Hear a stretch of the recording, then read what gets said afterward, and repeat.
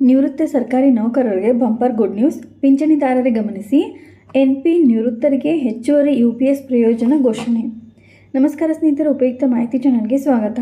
2025ರ March 31ರೊಳಗೆ ಅಥವಾ ಆ ದಿನದಂದು ನಿವೃತ್ತರಾಗುವ ಕೇಂದ್ರ ಸರ್ಕಾರಿ ನೌಕರರಿಗೆ ಕೇಂದ್ರ ಸರ್ಕಾರದಿಂದ ಬಿಗ್ ರಿಲೀಫ್ ಹೊಸ ಯೋಜನೆಯೊಂದು ಪ್ರಕಟವಾಗಿದೆ. ಈ ಯೋಜನೆಯು ನ್ಯಾಷನಲ್ ಪೆನ್ಷನ್ ಸಿಸ್ಟಮ್ NPS ಅಡಿಯಲ್ಲಿದ್ದು, ಕನಿಷ್ಠ 10 ವರ್ಷಗಳ ಸೇವೆ ಪೂರೈಸಿರುವ ನಿವೃತ್ತ ನೌಕರರಿಗೆ. ಏನು ಈ ಹೊಸ ಏಕೀಕೃತ ಪಿಂಚಣಿ ಯೋಜನೆ? UPS ಎಂಬ ಹೊಸ ಯೋಜನೆಯು ನೌಕರರಿಗೆ ನಿವೃತ್ತಿಯ ನಂತರ NPS ಪಿಂಚಣಿಯ ಜೊತೆಗೆ ಹೆಚ್ಚುವರಿ ಆಯ್ಕೆಗಳನ್ನು ನೀಡುತ್ತದೆ. ಇದರಲ್ಲಿ ನಿವೃತ್ತರು 2 ರೀತಿಯ ಪರಿಹಾರಗಳಲ್ಲಿ ಒಂದನ್ನು ಆಯ್ಕೆ ಮಾಡಬಹುದು. ಒಮ್ಮೆಗೂಡಿ ಪಾವತಿ ಲಂಪ್ ಸಮ್ ಪೇಮೆಂಟ್. ನಿವೃತ್ತಿಯ ಸಮಯದ ಕೊನೆಯ ಮೊದಲ ವೇತನ ಮತ್ತು DA ಮೊತ್ತದ 1/10 ಪ್ರತಿ ಪೂರ್ಣಗೊಂಡ 6 ತಿಂಗಳ ಸೇವೆಗೆ ನೀಡಲಾಗುತ್ತದೆ. ಇದು ಆರ್ಥಿಕವಾಗಿ ತಕ್ಷಣ ಸಹಾಯವಾಗುವ ವಿಧದಲ್ಲಿದೆ. ಮಾಸಿಕ ಮರುಪೂರಣ ಮಂತ್ಲಿ ಕಾಂಪೆನ್ಸೇಷನ್. ನಿವೃತ್ತಿಯ ನಂತರ NPS ಅಡಿಯಲ್ಲಿ ಪಡೆಯುವ ಮಾಸಿಕ ಪಿಂಚಣಿ UPS ಅಡಿಯಲ್ಲಿ ಲಭಿಸಬಹುದಾದ ತುಟ್ಟಿ ಪರಿಹಾರದೊಂದಿಗೆ ಹೋಲಿಸಿದಾಗ ಕಡಿಮೆಯಾದರೆ ಅದರ ಬೆಲೆ ಕಟ್ಟುವಂತೆ ಮಾಸಿಕ ಭತ್ಯೆ ನೀಡಲಾಗುತ್ತದೆ. ಈ 2 ಆಯ್ಕೆಗಳಲ್ಲಿ ನಿವೃತ್ತರು ತಮ್ಮ ಆರ್ಥಿಕ ಸ್ಥಿತಿಗತಿಗಳ ಆಧಾರದಲ್ಲಿ ಆಯ್ಕೆ ಮಾಡಬಹುದು. ಸಂಗಾತಿಯ ಭದ್ರತೆಗೂ ಒತ್ತು. ಈ ಯೋಜನೆಯು ಮಹತ್ವಪೂರ್ಣ ಅಂಶವೆಂದರೆ, ನಿವೃತ್ತನಾದ ನೌಕರರು ಅರ್ಜಿ ಸಲ್ಲಿಸುವ ಮೊದಲು ನಿಧನರಾದರೆ ಅವರ ಕಾನೂನುಬದ್ಧವಾಗಿ ವಿವಾಹಿತ ಸಂಗಾತಿಗೆ UPS ಅಡಿಯಲ್ಲಿ ಲಭ್ಯವಿರುವ ಎಲ್ಲ ಹೆಚ್ಚುವರಿ ಪ್ರಯೋಜನಗಳು ದೊರೆಯುತ್ತವೆ. ಇದು ಕುಟುಂಬದ ಭವಿಷ್ಯ ಭದ್ರತೆಗೆ ಉತ್ತಮ ಕ್ರಮವೆನಿಸುತ್ತದೆ. ಅರ್ಜಿ ವಿಧಾನ ಮತ್ತು ಕೊನೆಯ ದಿನಾಂಕ.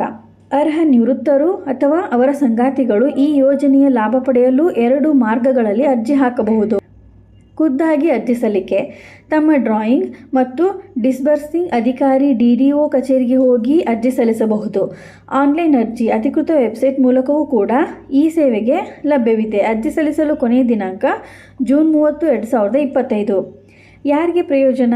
UPSನ ಭಾಗವಾಗಬಹುದಾದ 3 ವರ್ಗಗಳು. ಈಗಾಗಲೇ NPS ಅಡಿಯಲ್ಲಿ ಕಾರ್ಯನಿರ್ವಹಿಸುತ್ತಿರುವ ನೌಕರರು ಏಪ್ರಿಲ್ 1, 2025ರೊಳಗೆ, ಏಪ್ರಿಲ್ 1, 2025ರ ನಂತರ ನೇಮಕವಾಗುವ ಹೊಸ ನೌಕರರು, ಮಾರ್ಚ್ 31, 2025 ಅಥವಾ ಅದಕ್ಕೂ ಮೊದಲು ನಿವೃತ್ತರಾದ ಅಥವಾ ನಿಯಮ 56J ಅಡಿಯಲ್ಲಿ ನಿವೃತ್ತರಾದವರು. ಈ 3 ವರ್ಗಗಳಲ್ಲೊಬ್ಬರಾಗಿರುವ ನೌಕರರು UPS ಆಯ್ಕೆ ಮಾಡಲು ಅರ್ಹರಾಗಿದ್ದಾರೆ. ಕೊನೆಯದಾಗಿ ಹೇಳುವುದಾದರೆ, ಈ ಹೊಸ ನಿಯಮಗಳು ನಿವೃತ್ತಿಯ ಭದ್ರತೆಗೆ ಮಹತ್ವಪೂರ್ಣ ಹೆಜ್ಜೆಯಾಗಿದ್ದು, NPS ಅಡಿಯಲ್ಲಿ ಸೇವೆ ಸಲ್ಲಿಸಿದ ನೌಕರರಿಗೆ ಇನ್ನಷ್ಟು ಶಾಶ್ವತ ಆರ್ಥಿಕ ನಿರ್ವಹಣಾ ಆಯ್ಕೆಗಳನ್ನು ನೀಡುತ್ತವೆ.